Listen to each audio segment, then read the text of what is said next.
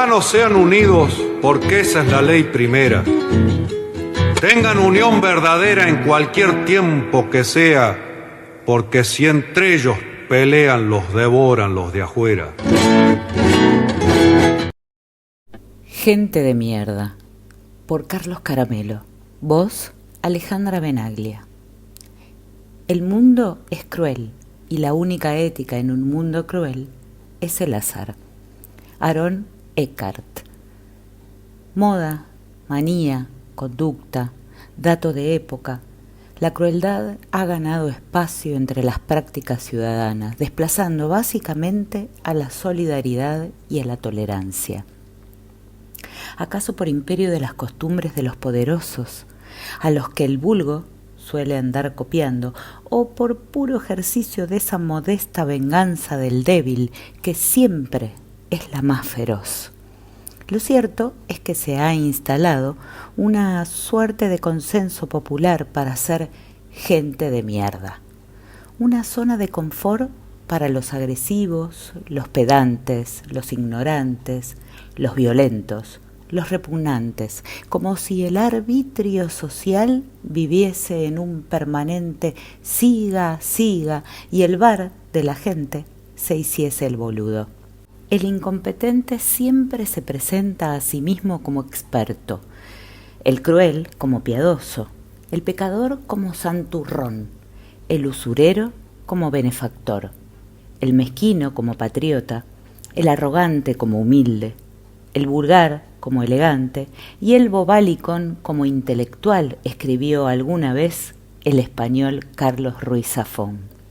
La gente de mierda, sin embargo, insiste en mostrarse como gente de mierda y no se inmuta. Es más, denota cierto regocijo al hacerlo. Una escena de los últimos días habla a las claras de este comportamiento. Un joven treintañero que es consultado por un mobilero sobre qué le parece que los policías repriman jubilados todos los jueves. ¿Están trabajando?, responde muy suelto de cuerpo ante la sorpresa del periodista que le repregunta: ¿pero usted le pegaría a un jubilado por un sueldo? El tipo ni lo piensa y deserraja un ¿cuánto pagan? Y uno se pregunta, ¿qué nos pasó como sociedad? Porque de esos tipos había, siempre hubo, pero vivían sus miserias con cierto pudor, con una especie de recato culposo que les impedía exhibir con tanta naturalidad su verdadero ser. Y no es ideológico, No, ¿qué va? Los hay de la más amplia gama en el abanico que abre a la derecha y cierra a la izquierda. Naturalmente la mayoría se agolpa en los extremos, pero con las rencillas, altercados y peloteras de las internas han florecido un montón de soretitos progres y protoperonistas que aprovechan el anonimato que regalan las redes para ejercer su cobardía sin límites y su patoterismo camuflado de debate. Además de esas personas de mierda que pululan sin identidades partidarias o políticas evidentes, pero, por ejemplo, te obligan en el subte o en el colectivo a escuchar sus conversaciones telefónicas a los gritos o los videos que ven en sus teléfonos celulares con el volumen altísimo y además riéndose a las carcajadas, o caminan por la calle mirando la pantalla de su teléfono, te llevan por delante y siguen como si nada. Ni siquiera se disculpan. Hombres y mujeres jodidos, lastimados, rotos en alguna parte de sus vidas, que han elegido transitar dramas y frustraciones con el placer de que a otros les pase lo mismo. Mal de muchos, consuelo de tontos de capirote. Esos son, idiotas útiles a la era de destrucción que atravesamos. Seres descartados que transitan pensando que el resto es descartable. Gente de mierda. Tenacidades. Viejos pero vitales, los más veteranos, los que no han cejado desde que se instalaron cada miércoles en los alrededores del Congreso para demandar respuestas a sus magras jubilaciones y pensiones, y también para ponerle el lomo a los palos y a los gases, produjeron esta semana con su ejemplo una convocatoria que juntó diversas protestas y sectores. con el Congreso absolutamente vallado, en cuyo interior se debatían cuestiones que hacían directamente a la solución de los problemas por los que se reclamaba en la plaza, mal indicador para una democracia que, al decir del filósofo italiano Franco Bifo Berardi, es una dictadura neoliberal y en las últimas décadas una dictadura digital, y con las fuerzas de seguridad maniatadas por la presencia de, entre otros marchantes, personas adultas y niños con severas discapacidades acompañados por sus familias. Probablemente esto haya operado como muro de contención a los habituales desbordes violentos de la policía, gendarmes, prefectos y miembros de la seguridad aeroportuaria que miércoles tras miércoles hacen gala de su condición de gente de mierda al reprimir con una saña inaudita a los adultos mayores, uno de los sectores más desprotegidos de la población sin lugar a dudas. O al festejar, como se vio en las imágenes, que un cartucho impactara en la cabeza del fotógrafo Pablo Grillo, que por alguna cuestión entre mágica y milagrosa de las buenas energías que se han dedicado a él, esta semana pudo abandonar, luego de 3 meses de internación, el Hospital Ramos Mejía de la ciudad de Buenos Aires para comenzar su rehabilitación en el Centro Manuel Roca. Sin palos de amasar ideologías, ni gases pimentosos para aderezar periodistas, y con Patricia Bullrich como ausencia más notoria, la jornada de protesta de este miércoles 4 de junio sumó a investigadores del CONICET, militantes del movimiento Ni Una Menos, que celebraban su 10º aniversario, docentes, médicos y otras profesionales del Garraham a quienes el gobierno intentó tenderles una nueva trampa anunciando acuerdos inexistentes. Intelectuales, artistas y hasta puesteros y trabajadores de la salada. Un reclamo variopinto y multiforme que, a pesar de ser nutrido, no llegó a rebalsar, aunque sí a marcar esa sensación de que la sociedad empieza a despertarse, como un gigante adormilado que por ahora se despereza, pero que a la hora de erguirse puede resultar fatal. Cagatintas. Otros que se manifestaron y fuerte fueron los trabajadores de la prensa, los de verdad, no los que siguen fugando dólares al exterior, andan noviando con una ministra del Gabinete Nacional o facturan millones y millones de pesos por una entrevista al presidente en la que no le preguntan nada y cuando se les filtra una inquietud son corregidos y reprendidos al aire. En otros tiempos los hubiéramos conocido como cagatintas. Hoy es imposible porque, además, no saben hacer la O con el culo de un vaso. Decía, trabajadores como el fotoperiodista Carlos Brigo, un verdadero artista de la captura del momento, un compañero que nunca te deja pata y un amigo que domingo a domingo nos ayuda a ilustrar este panorama con sus impactantes imágenes tantas veces más claras y contundentes que todas las palabras que uno pueda volcar en el relato. En él y en tantos otros con los que he compartido retazos de mi vida, quiero celebrar el Día del Periodista en estos tiempos de mordaza para la libertad de expresión. Porque para que exista esa celebración de la crueldad hay que tener una prensa maniatada o secuaz. Hace muchos años, tantos que sería mejor no acordarme, llegó a nuestro país la periodista Oriana Fallaci, precedida de cierto halo de excelsitud por haber entrevistado a personalidades como el Ayatollah Khomeini, Reza Pahlavi, el Shah de Persia, Henry Kissinger, Golda Meir y Yasser Arafat, entre otros entre los que se contaba el general Leopoldo Fortunato Galtieri. Luego de asegurar en uno de sus primeros contactos con la prensa que no había manera de que un golpe de Estado se mantuviese sin la complicidad de los periodistas, recibió solo maltrato y frialdad por parte de sus colegas locales. Y entonces, en voz alta, se preguntó, ¿por qué los periodistas no le gritaron a los militares como hacen conmigo? La anécdota, para recordar y exhibir que cada momento complejo de nuestra patria contó con una prensa adepta, dije adepta, no adepa, desde la fundación de la Gaceta de Buenos Aires, y siempre también con periodistas resistentes, como los que esta semana protestaron con un camarazo para intentar frenar la violencia institucional que se ejerce contra el ejercicio de la profesión. Profesión que atraviesa un momento casi desesperante. 7 de cada 10 periodistas del AMBA perciben salarios por debajo de la línea de pobreza, de acuerdo con la encuesta integral de 2025 del sindicato de prensa CIPREVA. Y encima, las fuerzas de seguridad y los servicios de inteligencia los tienen marcados como primer objeto de espía y represión. Realpolitik. Movió la dama. La estaban esperando. Sus acólitos y sus detractores siguen atados, de alguna manera, a su movida. Una entrevista con 8 puntos de rating en un canal de cable y unas 150.000 personas en las redes es hoy, con esta dirigencia tan devaluada y blandita, tan falta de reflejos y de audacia, todo un dato. Quieren verla. Los propios, los ajenos y los indiferentes quieren verla. Probablemente ya no represente la esfinge que otrora, pero seguramente es una distinta. Movió y se movió el tablero.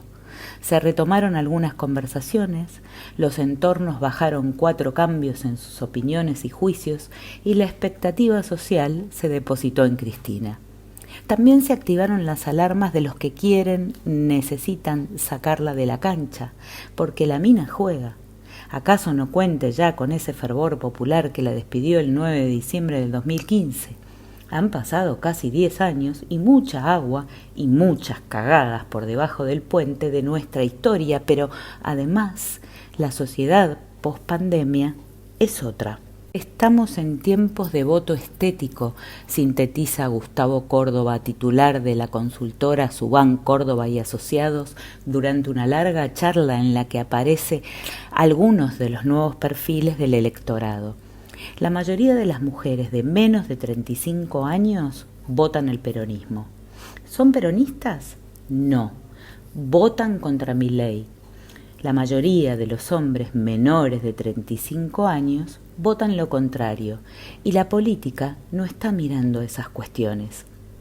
Seguramente sea así.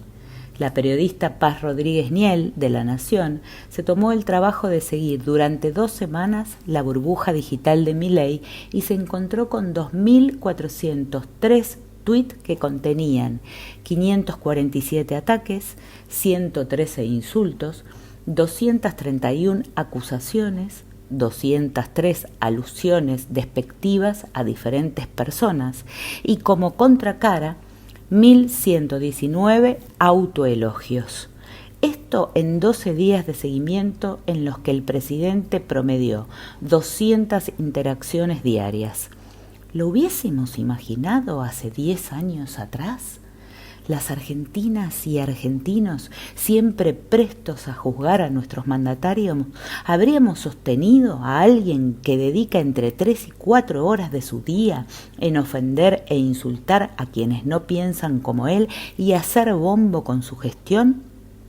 Los gobernadores y legisladores que negocian con Milei, ¿tienen en cuenta estas cosas? Porque al parecer, la parte de la sociedad que lo sigue apoyando, sí. Déjese de boludear y póngase a trabajar, me dijo cierta vez el dueño de la revista en la que yo era secretario de redacción porque me encontró leyendo un diario. El movimiento telúrico de Cristina tuvo algunos seísmos o temblores réplica. El más dañino fue el de la renovada presión de algunos medios para que la Suprema Corte condene a la expresidenta por la causa vialidad. Con el adelanto de que el próximo martes saldría la sentencia votada en unanimidad por los cortesanos, cerraron la semana porque era viernes y su cuerpo lo sabía. No sería raro que eso ocurriese. Tanto va el cántaro a la fuente.